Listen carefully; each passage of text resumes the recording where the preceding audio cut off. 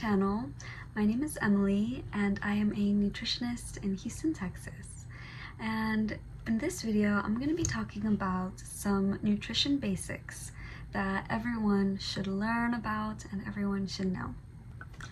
Okay, so first we need to talk about why we eat and what do we need food for. And basically, we have to eat and drink every day because we need nutrients. Our body needs energy in order to carry out its functions. Walking, talking, breathing, thinking takes up energy.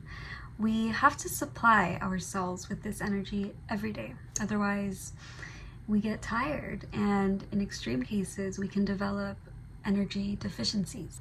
Next, food is broken up into two categories. We have our macronutrients and we have our micronutrients. Let's talk about macronutrients first. So with macronutrients, we have our protein, carbohydrates, and fats, or lipids, which is the scientific term for it. These are the foods that you need in relatively large quantities every day. So you need to be eating carbs every day, protein every day, and lipids every day. Not small amounts, significant amounts. And the one that we need the most is carbs. And this probably goes against what a lot of you have heard before, because there is a big misconception about carbs and sugars. But the truth is that our body needs carbs. We literally cannot survive without them. Our red blood cells get their energy from carbs. Their only source of energy is carbohydrates. Other cells can convert energy from lipids and from protein. So carbohydrates provide our cells with the needed energy in the form of ATP, adenosine triphosphate. That is sort of the currency, you could say. It's what each cell needs in order to have enough fuel and energy. ATP can be derived from carbs, proteins, and lipids. Carbohydrates is the most readily available source of ATP for our cells.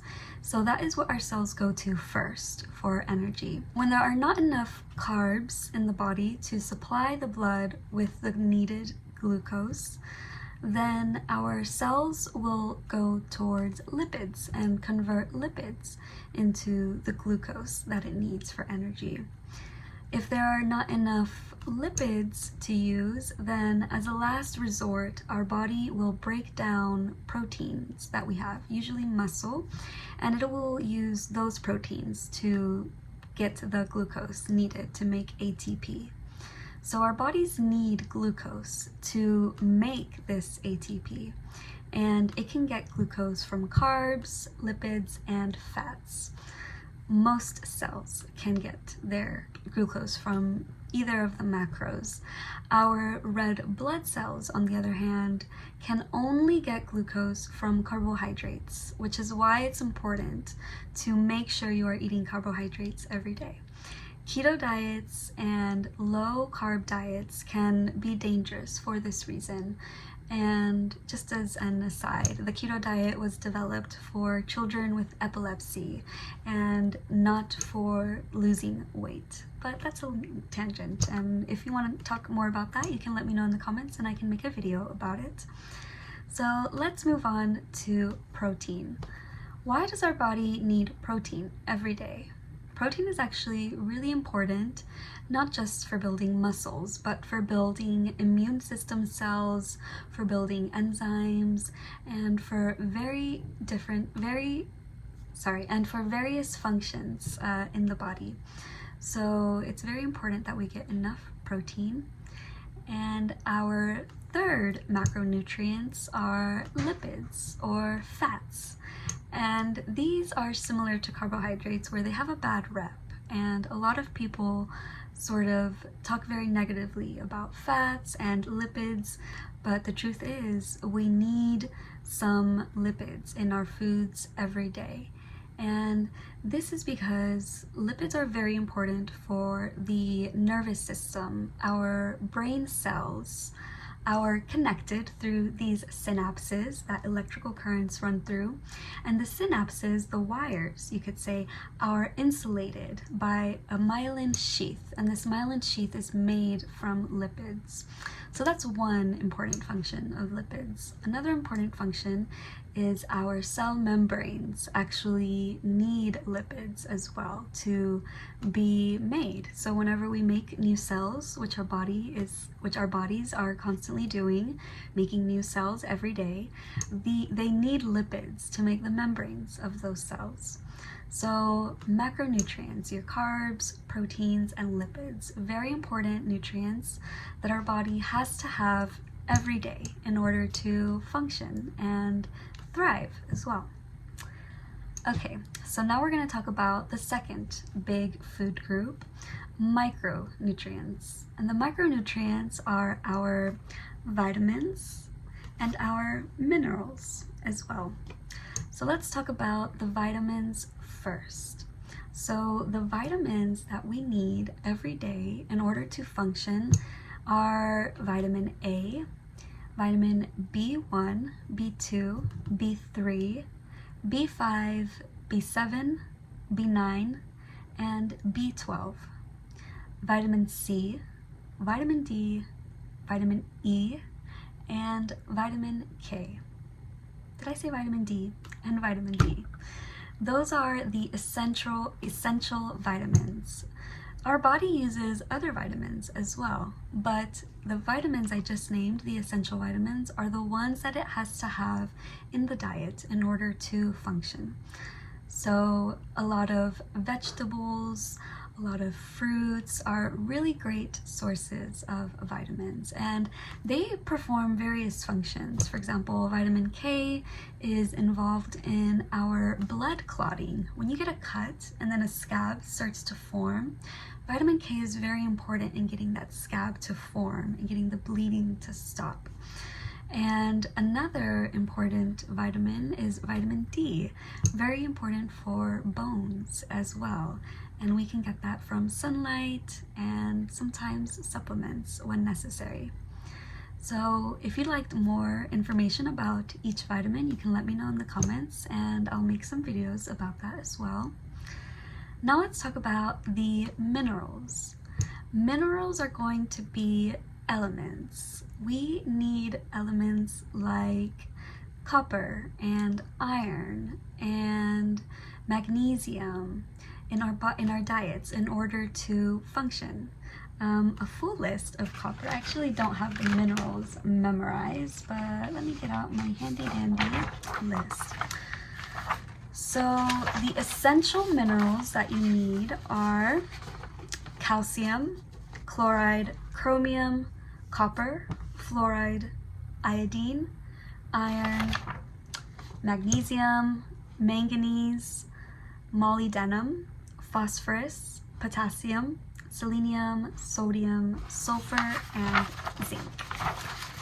And these also have very important functions in our body with the immune system, with our cells, in our blood. Iron, very important for blood. And yeah, if you'd like more information about the essential minerals that we need in our diets, let me know in the comments and I can get some videos out for that as well. And the last section of this video, so now that we know about the nutrients that our body needs, macros and micros, now I want to talk about the 3 pillars of nutrition. So these 3 pillars of nutrition are in place to really guide human nutrition, to make sure we're getting everything we need. The first pillar, and I'm going to name them in alphabetical order. So the first pillar is adequacy. You need to have adequate amounts of food in your meals every day. If you're not eating enough food, you're not going to get enough energy and you're not going to get enough nutrients, vitamins, minerals, carbs, etc. So you want to make sure you're eating enough. This also sounds contrary to popular belief because we live in a very diet-centric world where restriction of food is condoned and is recommended, but it's actually important to make sure that you're getting enough and that you're eating enough food to make sure all your cells and your organs and your organ systems have everything that they need to function. Because if you don't, then deficiencies can develop, and they can develop into severe illnesses and diseases and have long-term effects if they are not dealt with or avoided. The second pillar of nutrition is adequacy. Second is balance. So you need to make sure you are able to have a good balance of the different nutrients that you need. You can't rely just on carbohydrates to meet all your nutrient needs. You need proteins and lipids and vitamins and minerals, and that goes for anything. You can't rely on just protein to meet all your needs. You need a good balance of everything. And I'm not going to give you exact numbers because another thing that you can rely on with our bodies, part of balance, is that our bodies are very intuitive, very smart. They have adaptive mechanisms to deal with the fluctuations in the foods that we eat. We don't eat the same foods, the exact same foods every day. Some days you might eat a little bit more protein. Some days you might eat a little bit less protein than you need. Our body deals with those fluctuations for all the nutrients, vitamins, minerals as well. So as long as you're able to get a good balance of all of them, then you should be able to meet all of your nutrient needs. And let me know if you have any questions, because I can go into it a little bit further about how to exactly make a balanced meal, or what does a balanced meal look like. That it can be another video for another time. The third pillar of nutrition is variety. So different foods. It's important that you are giving your body the highest chances of getting all of the nutrients that it needs.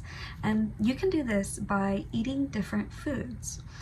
If you eat the same food every day for every meal, it's going to, first of all, you're going to get tired of it. Our bodies don't like that. Our bodies like variation naturally because it increases our chances of getting all of the needed nutrients that we need, all of the vitamins, all of the minerals. For example, if you eat an apple has a good amount of vitamins, but does it have every single vitamin that we need? No, it doesn't. You have to eat an apple plus another fruit or other vegetable to sort of make up for the ones that the apple is missing. And that's why variety is important, and eating different foods is really good.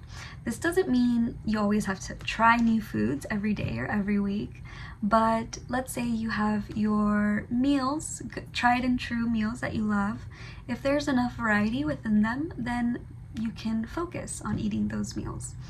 And I think it's really important to remember that so many different foods provide so many different nutrients and minerals, including processed foods and frozen foods and fast foods, because at the end of the day, eating something is better than eating nothing. And I'm really excited to continue making more videos about these nutrition basics. Let me know your questions in the comments. And if you enjoyed this video, please subscribe. I'm trying to reach my goal of 1,000 subscribers, and I would really appreciate your help. That way we can get more people these kinds of videos out there for them, because it's very important to learn about nutrition. Where I live in the United States, nutrition education is not a priority in public schools and even in universities. For example, medical doctors here in the US, only about 27% of them will have taken one nutrition class in their medical studies, and the other percent will take 0 nutrition classes. So there's a big knowledge gap of what we need to be knowing about nutrition and foods and meals. So yes, let me know your questions. Thanks for sticking around, and I'll see you next time. Bye.